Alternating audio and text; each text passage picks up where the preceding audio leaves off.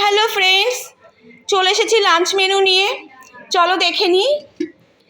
First time রয়েছে ভাত, দেখতেই পাচ্ছ, আর রয়েছে উচ্ছে সেদ্ধ, আর বাবাকে খেতে দিয়ে দেওয়া হয়েছে, বাবা খাচ্ছে। আর বন্ধুরা চলো দেখে নিই ভেজ আইটেমে কী কী আছে।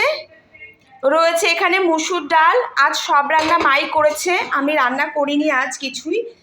আর এখানে রয়েছে ভেন্ডি আলু ভাজা, পোস্ত দিয়ে ভেন্ডি আলু ভাজা করেছে মা।